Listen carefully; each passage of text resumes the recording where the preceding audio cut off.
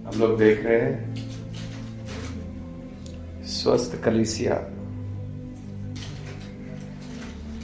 कलीसिया कैसे मजबूत होता है, अच्छा स्वास्थ्य, आत्मिक स्वास्थ्य, जैसा शरीर का अच्छा स्वास्थ्य होता है, मजबूत होता है, इसी प्रकार आत्मिक रूप से अच्छा स्वास्थ्य कलीसिया में कैसे होता है। पहली बात हमने देखा वचन के द्वारा, परमेश्वर के वचन के ज्ञान के द्वारा हम आत्मिक रूप से मजबूत हो सकते हैं। दूसरा हमने देखा प्रार्थना करने से हम वचन को, अपने जीवन को स्थिर कर सकते हैं, मजबूत कर सकते हैं। उसके बाद हमने देखा एक दूसरे का संगति के द्वारा, आपस में की संगति के द्वारा, उसमें हमने अलग अलग उदाहरण लिया। कौन सा? एक झुंड और एक देह, एक शरीर। हमें एक दूसरे की जरूरत है, एक दूसरे की उन्नति के लिए। एक झुंड जो यात्रा कर रहा है, और एक परिवार। परिवार में भी एक दूसरे की सहायता करते हैं। हमने देखा हम परमेश्वर की संतान हैं। जितने भी लोगों ने परमेश्वर के वचन को ग्रहण किया है, वचन को पालन करते हैं, वो सब मिलकर एक परिवार है।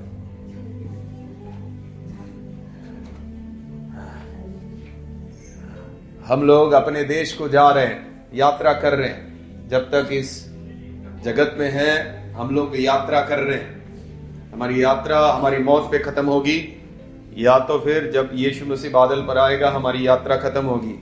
और ये यात्रा में बहुत कठिनाइयां हैं, बहुत तकलीफें हैं, बहुत सारी परीक्षाएं हैं। और ऐसे समय में हमें एक दूसरे की सहायता की जरूरत है।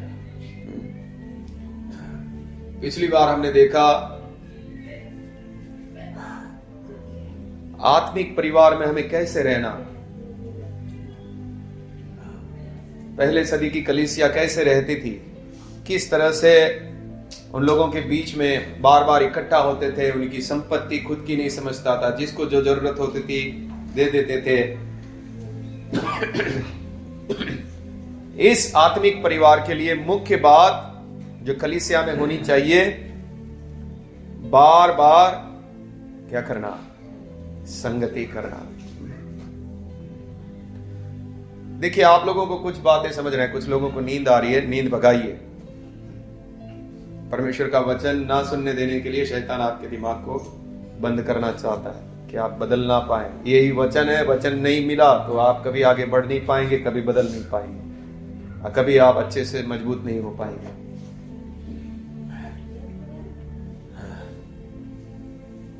देखिए, आपने पाप से मन फिराया हुआ लोग हैं। आप लोग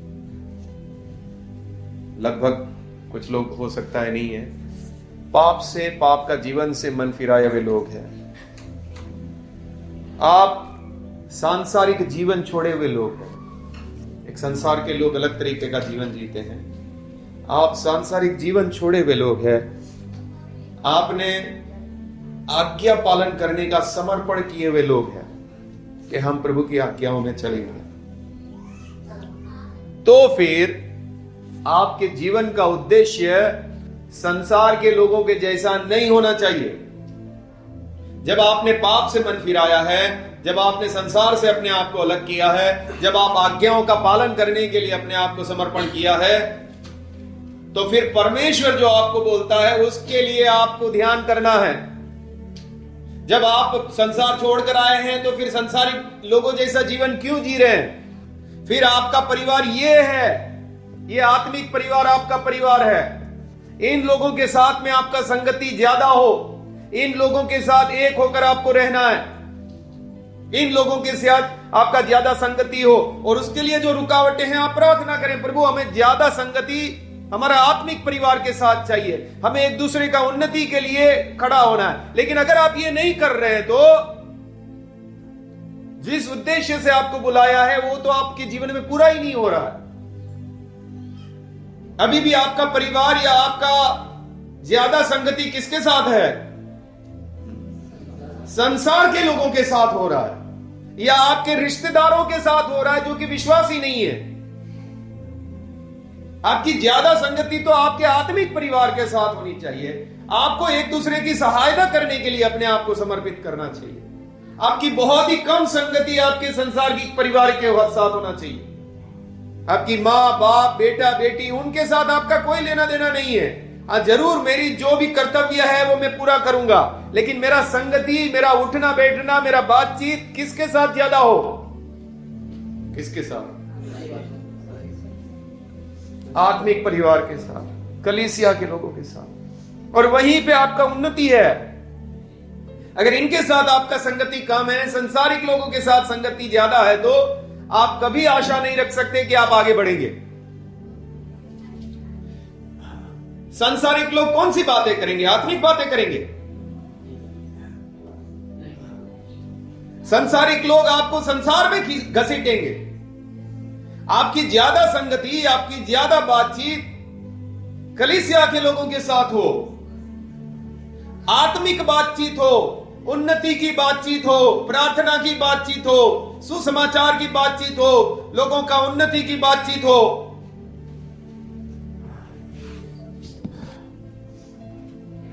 इस बात के लिए अपने आप को समर्पित करना। इसमें से बहुत लोग हैं, सांसारिक लोगों के साथ ही आपका ज्यादा संगति हो रहा है, प्रभु के लोगों के साथ आपका संगति नहीं हो रहा है। और प्रभु के लोग भी ऐसे निंदा करने वालों के साथ संगति मत करो। जो लोग सच में आत्मिक लोग हैं उनके साथ संगति करो।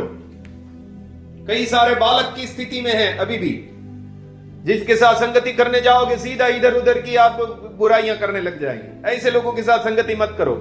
ठीक है, वो विश्वासी है, उनके साथ अच्छे से रहो, लेकिन समझ लो ये व्यक्ति किसी का उन्नति का कारण नहीं बन सकता। ये व्यक्ति हानिकारक है। भले ही उद्धार पाया है, स्वर्ग जा रहा है, लेकिन फिर भी इसके मुंह में अच्छी बातें नहीं है। ऐसे लोगों से थोड़ा बच के रहो। लेकिन जो प्रभु के उद्देश्यों के लिए खड़े हैं उनके साथ ज्यादा संगति करो। जो लोगों को क्षमा करते हैं, जो लोगों के साथ मेल मिलाप करके जीना चाहते हैं, सुसमाचार की बातें करते हैं, प्रभु की बातें करते हैं, ऐसे लोगों के साथ ज्यादा संगति करें।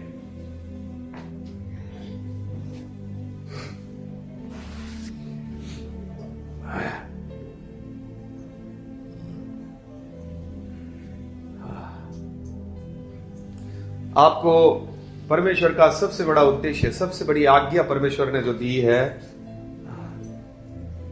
गलातियों 5:14 पढ़िए, देखिए।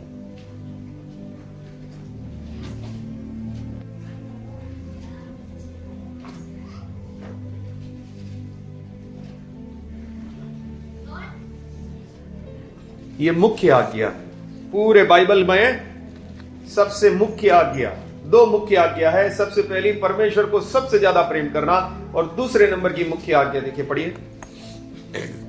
क्योंकि सारी व्यवस्था इस एक बात में पूरी हो जाती है। सारी व्यवस्था यानी पूरा बाइबल किस बात में पूरा हो जाता है? तू अपने पड़ोसी से अपने समान प्रेम रख। किस बात में? पूरा बाइबल एक ही बात। आप एक बात पे ध्यान करोगे कि पूरा बाइबल का आप पालन कर रहे हो। वो क्या है? क्या है वो? अपने पड़ोसी से अपने समान प्रेम रख। ये पड़ोसी है आपके कलीसिया के लोग, उनके साथ क्या करना है आपको? कैसा प्रेम? अपने समान प्रेम रखो। याकूब 2 उसका 8 और 9। ये एक चीज आपके अंदर होगा तो आपका जीवन धन्य है, आपका जीवन सफल है। आप प्रभु के उद्देश्य के अनुसार अपना जीवन दे रहे हैं। एक चीज आपके अंदर होना चाहिए, क्या? प्रेम। किसके लिए? किसके लिए? पड़ोसी के लिए। पड़ोसी कौन है? आपके बाजू में जो बैठा है उनके लिए, उनका हाथ पकड़िए। हाँ, ये आपके पड़ोसी है, पकड़िए आजू बाजू वालों के हाथ। लेकिन शैतान क्या चाहता है मालूम है? उसी के लिए आपके अंदर नफरत भरना चाहता है। और आप बोलेंगे ला ला ला, वो मुझे पसंद नहीं है, वो औरत ना मेरे को बिल्कुल पसंद नहीं है, दे नफरत दे और भर मेरे अंदर। लेकिन प्रभु का उद्देश्य क्या है? प्रेम करें, उससे आप प्रेम करें। पढ़िए 8 का नाम, याकूब 2:8। तो भी यदि तुम पवित्र शास्त्र के इस वचन के अनुसार कि तुम अपने पड़ोसी से अपने समान प्रेम रख, सचमुच उस राज्य व्यवस्था को पूरी करते हो।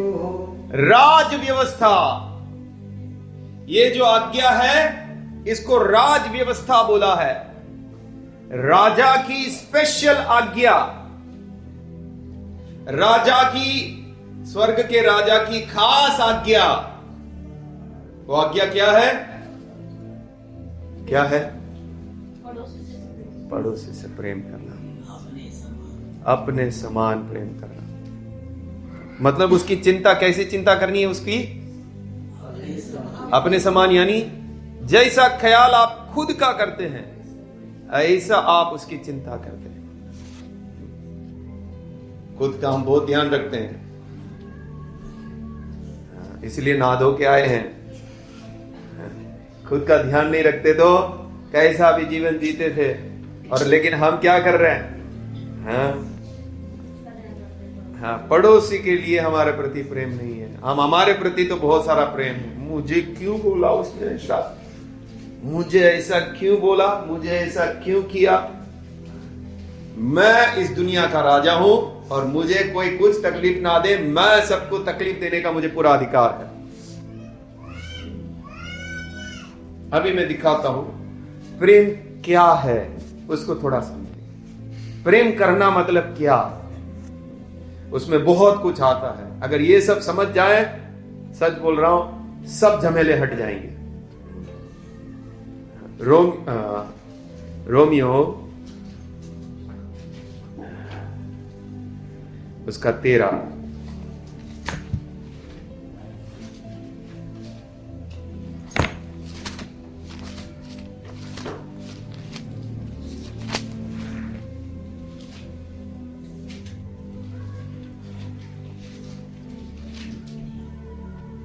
उसका 10 पढ़िए। प्रेम पड़ोसी की कुछ बुराई नहीं करता, इसलिए प्रेम रखना व्यवस्था को पूरा करना है।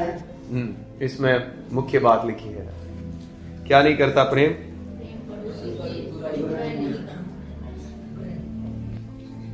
क्या नहीं करता? किसी भी रीति से उसकी बुराई नहीं चाहता, उसकी हानि नहीं चाहता, उसको तकलीफ देना नहीं चाहता। आप जिसको भी प्रेम करते हैं आप उसकी बुराई नहीं करेंगे। आपके जीवन का उद्देश्य यही है, आप अपने पड़ोसी को प्रेम करें। और प्रेम करने में क्या नहीं करोगे आप?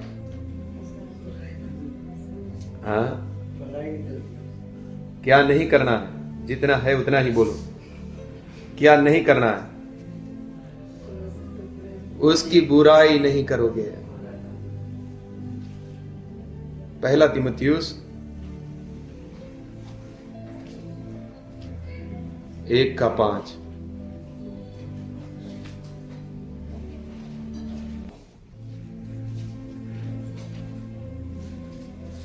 ये ज्ञान तो आप बड़ा अच्छा दे रहे हैं, ले दो, हम ले लेते हैं, लेकिन ये सब कपाट में जाके रखने के लिए है, इसको इस्तेमाल करने के लिए नहीं है। हैं? क्या करना है? इस्तेमाल करना है कि नहीं करना? नहीं करना, कबाड़ में जाके रख दो फिर। हाँ, पढ़िए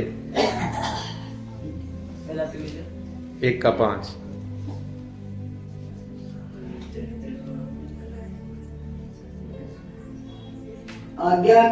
आज्ञा का सारांश यह है कि शुद्ध मन और अच्छे विवेक और कपट रहित विश्वास से प्रेम उत्पन्न हो। प्रेम उत्पन्न हो, आपके अंदर ये चीज उत्पन्न हो, आपके मन के अंदर ये चीज उत्पन्न हो, प्रेम आए आपके अंदर। आपके अंदर जब प्रेम नहीं है तो रोना आना चाहिए, प्रभु मेरे को प्रेम क्यों नहीं आ रहा, मेरे अंदर नफरत क्यों आ रहा है। हाँ, मेरे अंदर प्रेम दे प्रभु, मैं तेरे इच्छा के अनुसार नहीं जी रहा हूं, मुझे मेरा भाई के लिए, मेरा बहन के लिए मेरे अंदर प्रेम दे प्रभु, तभी तेरी आज्ञा को मैं पूरा कर रहा हूं, इस बाइबल के अनुसार चल रहा हूं।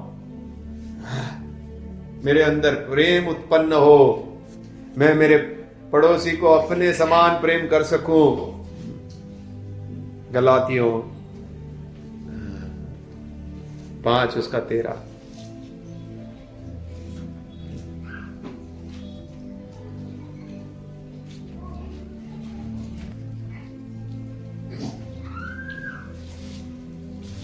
हे भाइयों, तुम स्वतंत्र होने के लिए बुलाए गए हो, परंतु ऐसा न हो कि यह स्वतंत्रता शारीरिक कामों के लिए अवसर बने, वरन प्रेम से एक दूसरे के दास बनो। प्रेम से क्या करो? प्रेम करना क्या है मैं आपको बता रहा हूं। प्रेम से क्या करो? एक दूसरे के दास बनो का मतलब, आपको क्या करना है? प्रेम करना मतलब क्या करना है? एक दूसरे की सेवा करना, एक दूसरे का दास बनना, नौकर बनना। मैं देखता हूं ज्यादातर लोग स्वार्थ से ही भरे होते हैं। कहीं भी जाओ तो वो अपना काम कर लेंगे, बाकी सब छोड़ के निकल जाते हैं। लेकिन जो सोचता है कि इनको काम में थोड़ा हल्का कर दूं, उसको मदद कर दूं, उसके लिए मैं थोड़ा सहायक बन जाऊं, बहुत कम लोग। हमारा काम खत्म, चलो ये मेरा भाई है, बहन है, उनका काम में मैं हाथ बटा दूं, उनका काम थोड़ा हल्का कर दूं। उस तरह का विचार रखने वाला कोई नहीं। दास कोई नहीं बनना चाहता, सेठ हर कोई बनना चाहता है, दास बनना कोई नहीं चाहता। सामने वाले को ऊंचा करना चाहता है, अपने को नीचा करना चाहता है। लेकिन स्वाभाविक रूप से हम कैसे हैं? खुद को ऊंचा करना चाहते हैं, सामने वाले को नीचा करना चाहते हैं। आवाज धीरे करके बात कर, मतलब मेरे सामने ऊंची आवाज से बात नहीं करने का, तो मेरे नीचे रहने का। आप लोगों ने देखा होगा, उसने मुझे ऐसा बात कर दिया, मेरे से ऊपर जा रही है, मेरे से ऊपर जा रहा है, ऐसा मुझे उंगली दिखाकर बात कर दिया। ये सब क्या है? हम दास बनने का मन नहीं है, दास बनने का मन हो हमारे अंदर, सहन करने का मन हो हमारे अंदर, क्षमा करने का मन हो हमारे अंदर। कई लोग हैं इसमें से सहन शक्ति बिल्कुल नहीं है, बिल्कुल नहीं। थोड़ा सा भी छुआ, ये टच स्क्रीन होता है ना, टच स्क्रीन ऐसा वो काम होता है पूरा, सिर्फ छुओ और सब चैनल खुलने लगता है। इसी प्रकार है, सिर्फ आपने कुछ बोल दो भाई, छू लो उनको भाई। दास है या सेठ है या क्रूर है या क्या, छूने से ही तुरंत मालूम पड़ेगा। सिर्फ टच स्क्रीन पे आप टच करो,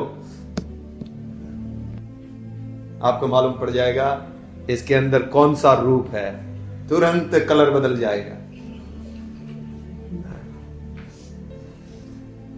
क्या बनना है हमको? आप जब प्रार्थना करते हैं तो ये सब विषय है प्रार्थना के। प्रभु मेरे अंदर वो प्रेम दे, मैं किसी के लिए हानिकारक ना बनूं, मैं सामने वाले का दास बन के रहूं, मुझे सहन करने का मन हो प्रभु, मुझे तकलीफ ना हो प्रभु, चाहे मुझे कोई कितना भी कुछ बोल दे, मेरे अंदर क्षमा करने वाला मन हो, मेरा अंदर तुरंत मेल मिलाप करने वाला मन हो। ये सब विषय है प्रार्थना के। ये सब गुण हैं जिसके द्वारा आप एक सच्चा मसीही बन सकते हैं।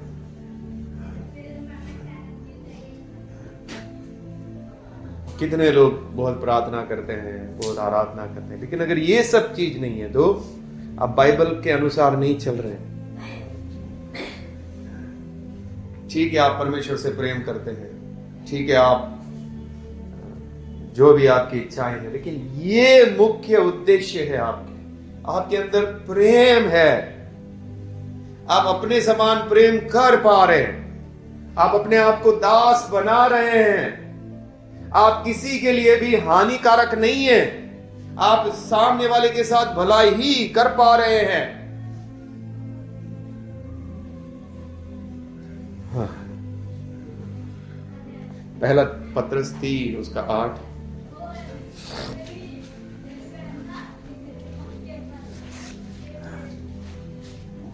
देखिए, बहुत तकलीफ वाला बात वचन आ रहा है। पर जिनको मनुष्य में से, पहला पत्रस 3:8।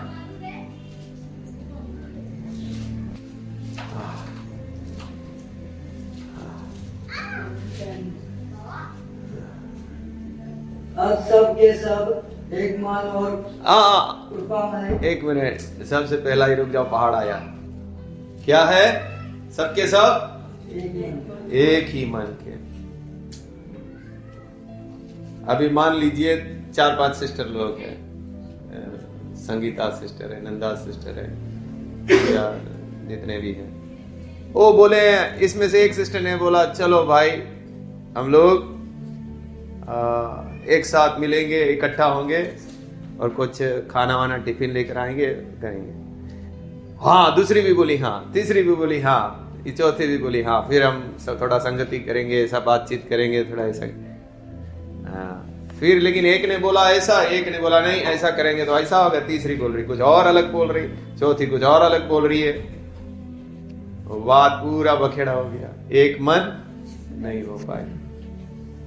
हाँ ठीक है, अगर कुछ गलत हो रहा है तो उसको बोलना चाहिए, ऐसा करने से थोड़ा तकलीफ हो सकता है, लेकिन अगर एक मन हो पा रहा है सबकी भलाई के लिए तो एक मन होना है, तुरंत होना है।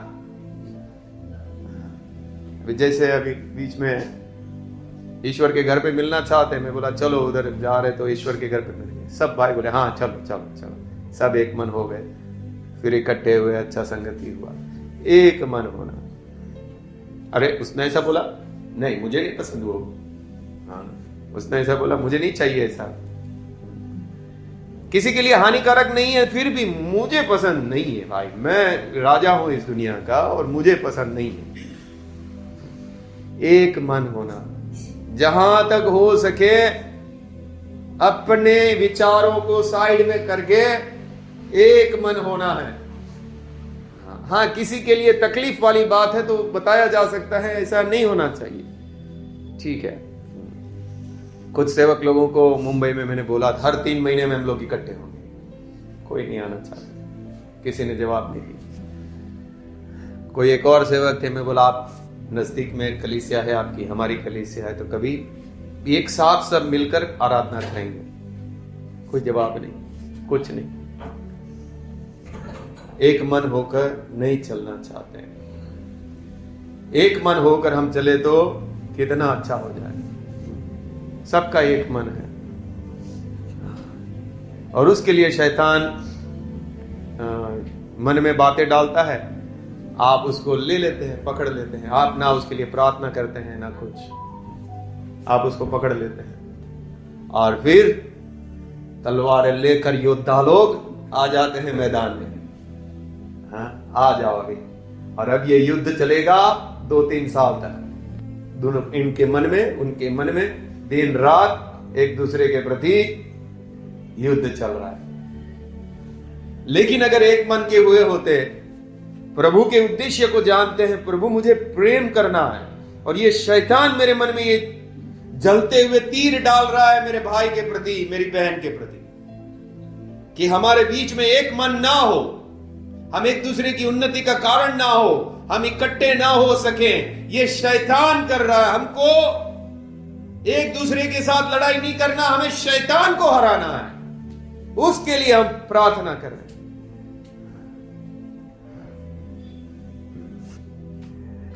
मेरे को सबसे बड़ा तकलीफ यही हो जाता है, मेरे को समझ आ जाता है इसको शैतान ने पकड़ा, अब मैं क्या करूं। क्योंकि आप ना बोलेंगे तो भी शैतान उसको उभारेगा, और कुछ बोलेंगे तो भी उभारेगा। वो इतनी भयानक स्थिति हो जाती है। आप कुछ बोलना नहीं चाहते तो भी बोला, कुछ बोला नहीं, वो कुछ बोल, तू कुछ बोला क्यों नहीं? और अगर तूने कुछ बोला उसमें मैं कुछ ढूंढूंगा, तूने ऐसा क्यों बोला? और शैतान का कार्य है वो, आपको समझना है। आपको प्रार्थना करना है, प्रभु उसको पकड़ा हुआ है, आप उसको छुड़ाइए, मुझे चुप रहने के लिए मदद कीजिए। हमारे बीच में जब तक उसको शैतान ने दिमाग पकड़ा हुआ है, प्रभु हमारे बीच में कोई झगड़ा ना होने पाए। हमें शांत रहने के लिए प्रभु हमें मदद कर, प्रभु हमें शैतान को हराने के लिए मदद कर, हम एक मन के हो सके प्रभु। वो मेरा भाई को ऐसा किया हुआ है तो मुझे किसी भी बात का बुरा ना लगे प्रभु, मुझे नम्र रहने के लिए मदद कर प्रभु। आपके मुंह से, मेरे मुंह से कितनी बार निकल जाता है ऐसी बातें, सामने वाले को गुस्सा आ जाए, लेकिन मेरा उद्देश्य ऐसा नहीं था, वो निकल गया। शैतान बुलवा देता है ऐसी बातें, तो सामने वाला फिर घोड़े पे चढ़ के आ जाता है लड़ाई करने के लिए, बड़ा हथियार लेके। लेकिन मेरा उद्देश्य ऐसा नहीं था।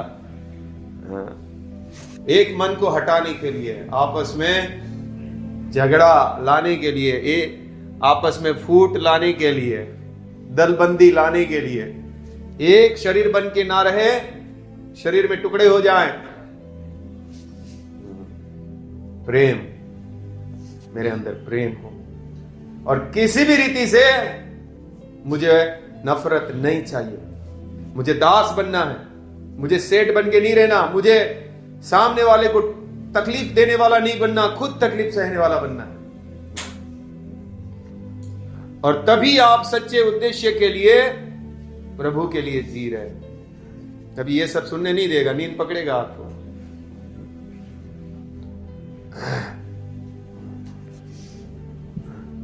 और हम इतने गंभीर नहीं हो पा रहे, इतने ऐसे वचन भी हम सुनने के लिए हमारा मन तैयार नहीं।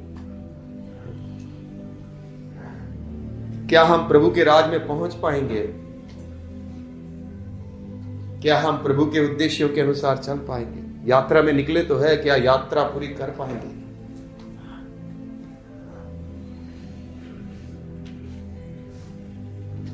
क्योंकि हम अगर गंभीर नहीं हुए तो नहीं, ये मार्ग बहुत कठिन दिया हुआ है प्रभु ने।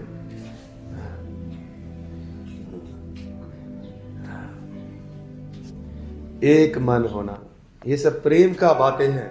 कैसा भी करके एक मन नहीं हटना चाहिए। हमारे गुजराती लोगों में आपको मालूम है ऐसा रिश्ता रखते हैं, वो लोग सांसारिक है, कुछ फायदे के लिए करते हैं। वो 5-10 हजार रुपये के लिए बोला छोड़ दे भाई, वो आपस में झगड़ा हो जाएगा। 5-10 हजार रुपये क्या है, कुछ नहीं है, साइड में कर, एकता टूट जाएगा, नफरत आ जाएगी, ऐसा करके हटा देते। हमारा घर में ऐसा सुना है मैंने कई बार, क्योंकि पैसे वाले लोग 5-10 हजार रुपया कुछ बड़ी बात नहीं है, बोला मत बोल उसको, जान दे, छोड़ दे 5-10 हजार। लेकिन हम लोग अठाने के लिए कॉलर पकड़ेंगे उसका, मेरा अठाना नहीं दिया तूने, और शैतान बोलेगा और पकड़ कॉलर, क्या अभी थप्पड़ भी मार उसको,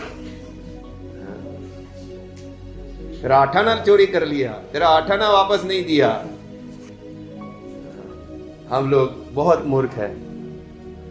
मैंने देखा है भाई कलीसिया में लड़ते हुए, बात में कुछ नहीं, कुछ बात नहीं, बच्चे की तरह, मम्मी मेरा ये ले लिया, मेरा वो ले लिया, उसने ऐसा बोल दिया, मम्मी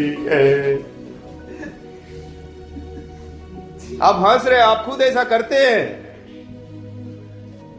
बच्चे की तरह। हम प्रभु के लोग हैं। पौलुस बोलता है तुम ये क्या कर रहे हो, तुम स्वर्गदूतों का न्याय करोगे और तुम आपस में झगड़ा कर रहे हो। तुम यीशु मसीह के साथ सिंहासन पर बैठकर स्वर्गदूतों का न्याय करने वाले लोग हो और तुम लोग क्या कर रहे हो? एक मन होना। और दूसरा आगे एक मन, और एक शब्द में ही बड़ा लंबा लेक्चर देना पड़ रहा है। हाँ आगे। और कृपामय। कृपामय, कृपामय क्या होता है? हाँ, पाप को ढपने वाला, गलतियां ढांपने वाला, कृपालु है। कोई बात नहीं। आप अपने बच्चे को गलतियों को कैसा देखते हैं? हर एक गलती पर युद्ध करते हैं? आप अपने बच्चे के लिए कृपालु है? हाँ, थोड़ा गुस्सा करते हैं, फिर ठीक है मेरा बच्चा है, कृपालु है आप वैसा किसके साथ रहना है? वो आपका घर का पड़ोसी नहीं, ये वाले पड़ोसी से। हाँ, उनके साथ भी रहो, लेकिन मुख्य रूप से ये आत्मिक परिवार के साथ में कृपालु रहना, कृपामयी और भाईचारे की प्रीति रखने वाले, भाईचारे का प्रेम हो आपस में। हाँ, और करुणामय। करुणामय, करुणामय, दया करने वाला।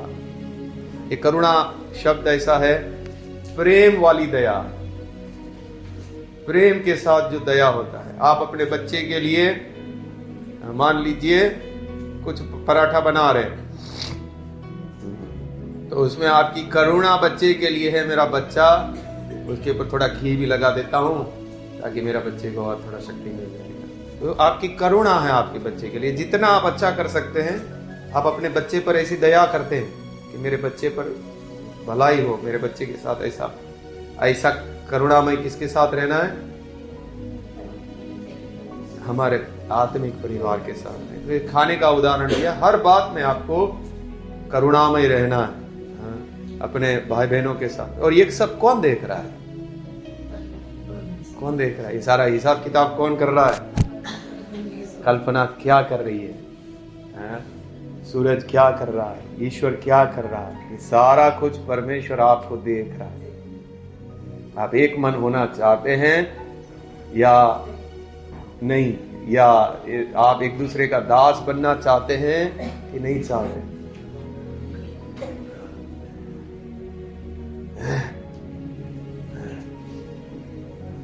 आप भाईचारे का प्रेम रखना चाहते हैं कि नहीं? आप करुणामय है कि नहीं? आप कृपालु है कि नहीं?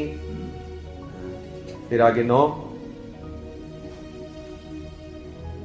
बुराई के बदले बुराई मत करो और ना गाली के बदले गाली। बुराई के बदले बुराई ना करो। ठीक है, किसी ने आपके साथ तकलीफ दे दिया, आपके साथ बुराई किया, उसने आपके साथ जो किया, आप उसके साथ ऐसा ना करो। बुराई के बदले आप बुराई मत करो। आगे, गाली के बदले गाली ना दो। हाँ, न गाली के बदले गाली दो। गाली किसी ने दिया, ठीक है भाई, सहन करने वाला बनो। कई सारे लोग मसीही इसलिए नहीं बनेंगे आपके स्वभाव के कारण। क्यों? हमको मालूम पड़ गया भाई मसीहत क्या होती है, आपका स्वभाव के कारण, क्योंकि आपके अंदर थोड़ा भी सहन शक्ति नहीं है और लोग देख रहा है। मैं अभी पुणे से आ रहा था, मुझे इतना डर आ गया, और ट्रेन में क्या हो गया, 11 बज रहा है, 10:30 के आसपास, हाँ 10:30 11, मेरी सीट पर सो रहे लोग, तो सो रहे, तो मैं उस सामने वाले की सीट पर बैठ गया। वो लड़की मुझे बोल रही है आपका कौन सा नंबर है? तो मैं बोला इधर ही है। और फिर मैंने बोला 51। बोले ये सब सीट तो हमारी है। तो मैं बोला मेरी सामने वाली सीट है, उधर लोग सो रहे हैं। तो मैंने बोला उसको उठा दो।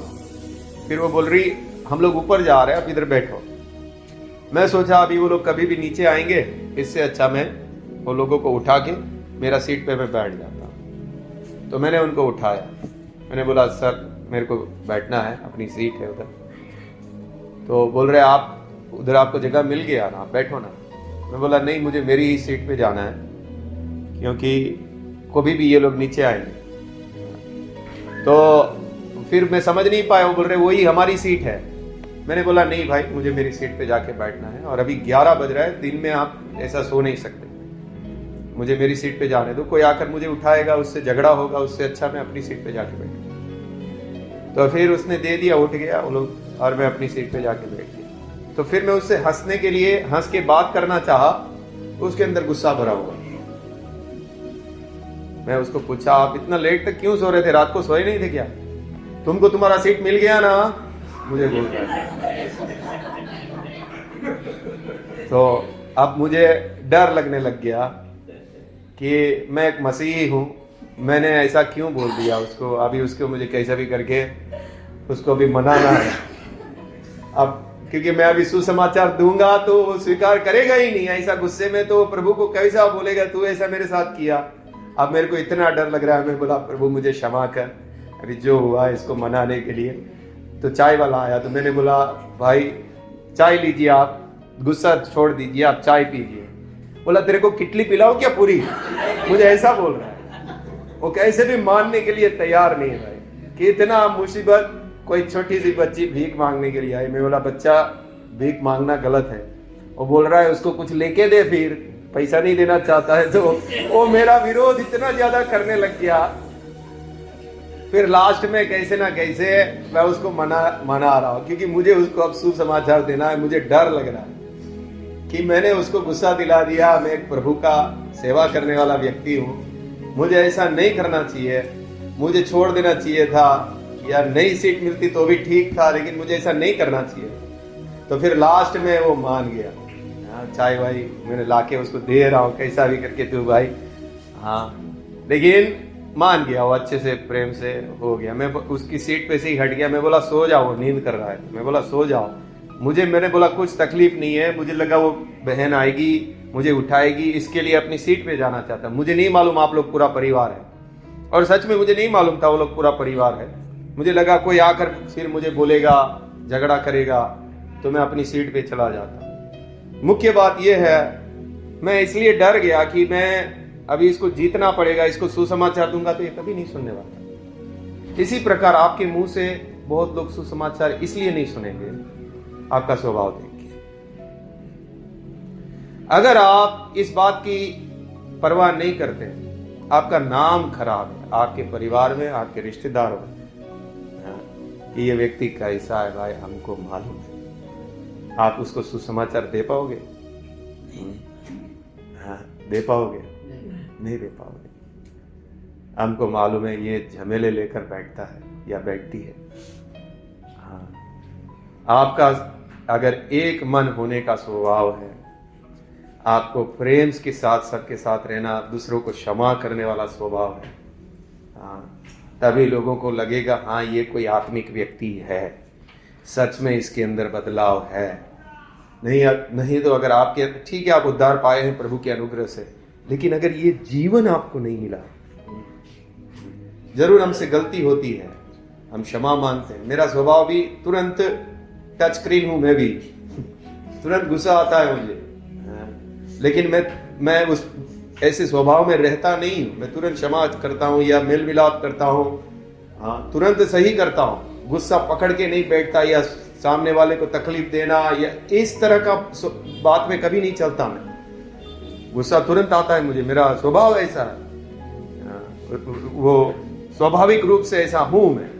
कितना भी धीरज रखने से तुरंत बात को रिएक्ट कर देता हूं, लेकिन उसमें चलता नहीं हूं मैं। तुरंत उसके लिए प्रभु से प्रार्थना करता हूं, प्रभु ऐसा नहीं करना चाहिए, क्षमा करो, मेल मिलाप करना, तुरंत उस बात को भूलना, तुरंत सामने वाले के पास जाना, उसके सामने झुकना, ये सब चीज से हम मसीह बनते हैं। और अगर आप ये सब नहीं कर पा रहे, सच में आप एक अच्छी गवाही नहीं है। आपके बारे में ये नहीं बोला जा सकता कि आपके अंदर मसीह वास करता है। आपके अंदर मसीह वास नहीं करता, आपके अंदर कौन वास कर रहा है? आपके अंदर पापी स्वभाव आपके ऊपर पूरा कब्जा किया हुआ है, और आप मसीहत मसीह को प्रकट नहीं कर पा रहे, आप मेल मिलाप नहीं कर पा रहे, आप छोटी मोटी बातों को भूल नहीं पा रहे, और आप कलीसिया के लिए भी उन्नति का कारण नहीं बनेंगे। कलीसिया में लोग आपको देखकर आंखें चुराएंगे, भाई इससे दूर रहेंगे तो ही अच्छा है। क्यों? हाँ, कि भाई कुछ लफड़ा ना हो जाए, सामने वाला डर रहा है मेरे से क्योंकि मेरे अंदर गलत स्वभाव है। अभी आप कलीसिया में हैं, प्रभु ने आपको रखा है, आपको प्रेम तो करना ही पड़ेगा, लेकिन आपके साथ अच्छा मधुर संगति कोई नहीं कर पाएगा। अगर आप इस उद्देश्य के लिए जीते हैं तो आपका उद्देश्य जीवन जीना सफल है। ये पूरी बाइबल एक ही बात बताती, अपने पड़ोसी के लिए क्या कर? प्रेम कर। अगर ये प्रेम आपके अंदर नहीं है, आपका उद्देश्य ठीक नहीं है। कैसे भी मुझे प्रभु मेरे अंदर प्रेम हो, मेरे भाई के लिए, मेरी बहन के लिए, मैं उसकी सेवा करने वाला, मैं उसका दास बनूं, मैं उसके सामने बड़ा बन के ना रहूं, मैं उसका दास बनूं। अगर मेरे से कुछ गलती हो गया, मेरे को पैर कांपना चाहिए, डर लगना चाहिए। उस ट्रेन में मेरे को, सच बोल रहा हूं, मेरे को कांप रहा हूं, मैं डर रहा हूं। मैंने उसको जीतना है और उसको मैंने ऐसा गुस्सा दिला दिया। मैं उसको जीतने का था, छोड़ देता था, नीचे बैठ जाता था, लेकिन उसको जीतना है मुझे मसीह को प्रकट करना है। डर लग रहा है मुझे, और मैं प्रभु से क्षमा मांगने लगा, प्रभु मुझे क्षमा कर, ऐसा मुझे नहीं करना चाहिए। लेकिन अगर आपको डर वर कुछ नहीं लगता, आप सही उद्देश्य के लिए नहीं जीते हैं। आपको बस अपना स्वार्थ, अपना पैसा, इसमें से कई लोग पैसा पकड़ा हुआ है उनको, मेरा पैसा, वो किधर खर्चा करेंगे नहीं, किधर कुछ उपयोग करना नहीं चाहेंगे, उसको जितना मिल गया भाई इधर ही बटोर लो। ये मालिक नहीं है, ये अच्छी चीज है, इसको उपयोग करो। परमेश्वर की महिमा करने के लिए, परमेश्वर को प्रसन्न करने के लिए इसको उपयोग करो जितना आप कर सकते हो। हिसाब किताब कितना करें, कितना करेंगे? क्यों? इसने पकड़ा है आपको, आपके ऊपर राज्य कर रहा है पैसा। इसको मैं कैसे ना कैसे प्रभु जिससे प्रसन्न हो उपयोग करूं।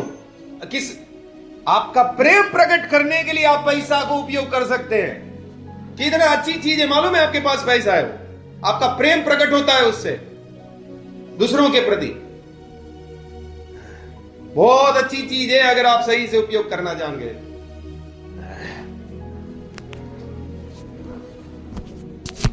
प्रेम, ये चीज आपके अंदर होना चाहिए। कैसा ना कैसे मेरे अंदर ये प्रेम आए, मैं दास बनने वाला, एक मन होने वाला, कृपालु, करुणामय, सहन करने वाला, किसी के लिए हानि ना बनने वाला, कबूतर। यीशु मसीह गाली सुनकर गाली नहीं देता है, किसी को धमकी नहीं दे रहा है। पावरफुल आदमी, दुनिया का सबसे शक्तिशाली व्यक्ति, कबूतर के जैसा, थोड़ा भी हानि नहीं करेगा। उसको मार रहा है तो भी कुछ नहीं। ऐसा है प्रभु हमारा। और हम कोई आंख निकाल के देख ले, बस हमको छूने की तो बात दूर है भाई। हाँ, महाभारत दूसरा महाभारत तक बना देंगे, आंख सिर्फ दिखा दो हमको, कोई प्रेम नहीं। प्रेम का मतलब ही ये है, सहन करें, दास बने, कृपालु बने, गाली सुनकर भी गाली नहीं दे रहा, किसी भी बात का विवाद खड़ा नहीं कर रहा है। हाँ, मुद्दे हैं जिसके ऊपर बात करनी चाहिए, सही रीति से उस मुद्दों को कलीसिया में लाना चाहिए, मेरे सामने लाना चाहिए, उसका सॉल्यूशन हो सके। पिछली बार हम देख रहे थे कोई भैया के पास बोलना ही नहीं, सॉल्यूशन लाना है, एक मन होना है, इसमें प्रेम आना है। ये परिवार है, हम एक दूसरों को तकलीफ, यात्रा में जा रहे हैं, एक तो पहले से दुखी है, उसमें से सुइया लेकर